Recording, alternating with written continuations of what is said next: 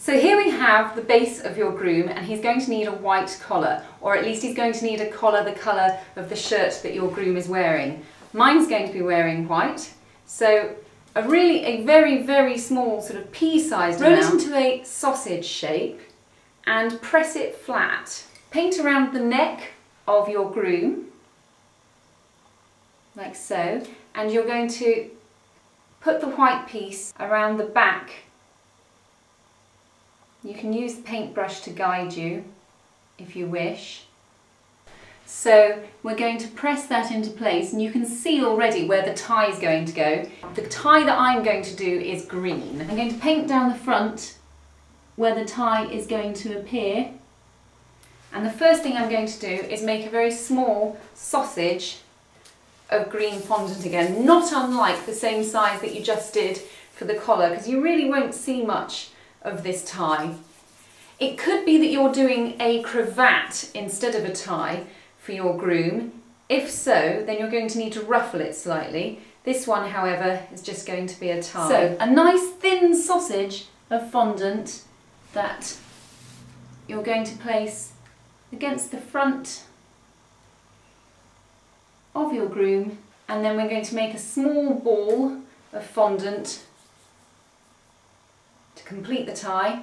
Pinch the fondant like so into a triangle.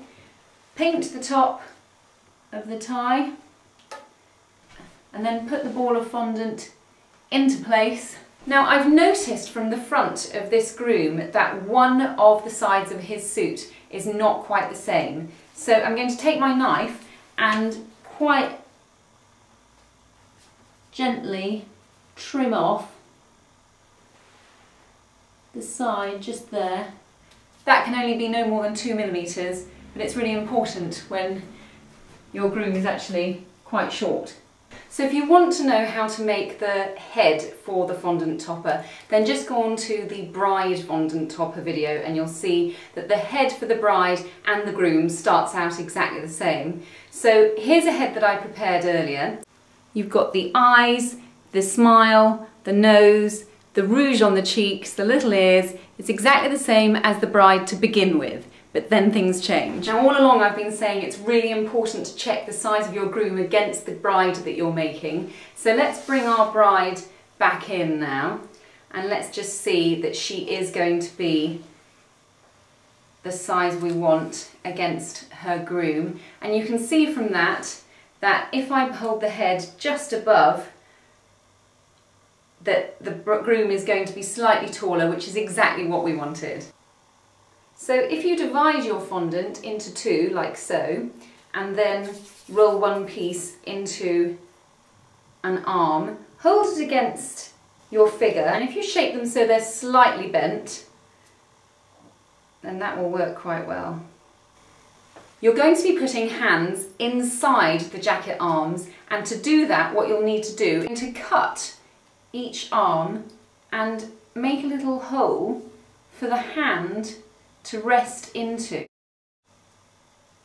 and then it looks like so.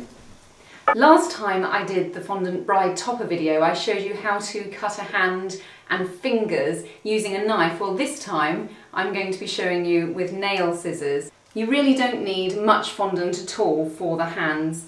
As usual, roll around. So divide exactly into two and take one piece and roll it around so that you've got a small piece that can go into the jacket arm, and the other piece is going to form the hand. So take the little hand that you've been forming, and first of all you're going to cut yourself a thumb, and when you do so, the thumb needs a small portion cut away. So take a tiny bit of fondant and just discard that somewhere. Then you're going to cut yourself fingers, 3 incisions, and then the little finger of course is smaller than the others. Pinch those together, leave the thumb slightly to the side.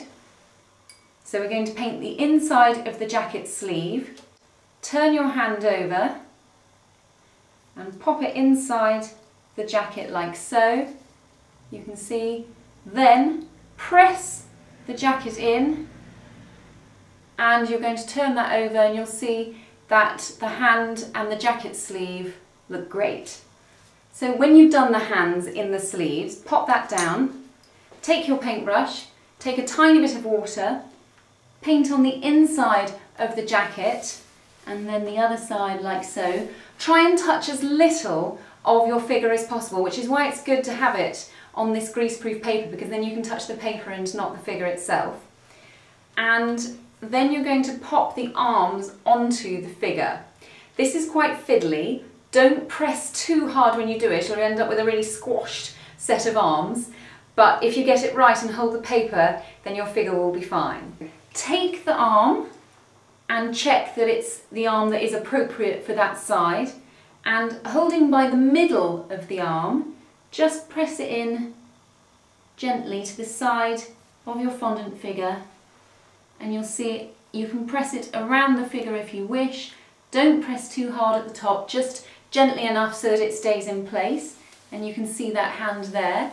So let's do the other side. Take the arm and put the arm against the figure. Again, don't press too hard. And then you can turn your figure around and adjust the arms slightly as you see fit. So taking your head, place gently on top. So you're going to paint on top of the head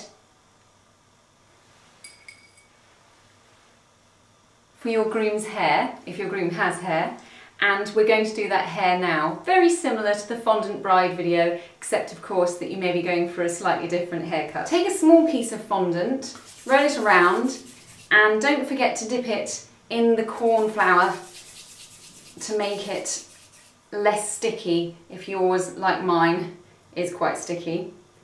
You're going to flatten it into a small oval shape that you're going to press against the head of your groom, and we're going to do it like so.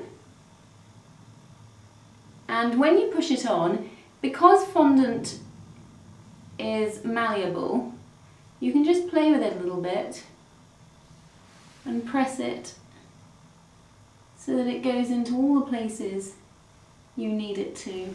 So I'm now going to take the knife and I'm going to cut some hairs into the fondant groom.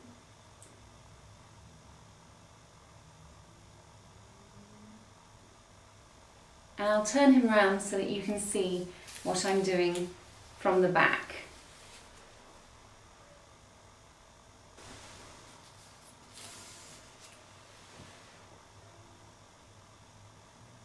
Each time I make a cut, it pulls up the fondant and makes it more realistic. We're going to add some hair to the front to make him look even better. So take your paintbrush, slightly wet the front portion of his hair. You're going to take ball of fondant again, the same colour as the hair that you've just used, and you're going to take tiny pieces off, roll them in your hand into tiny strips that you're going to place along the hairline to form the hair. You can move the strands of hair later if you need to. Just make sure you've got some strands in place.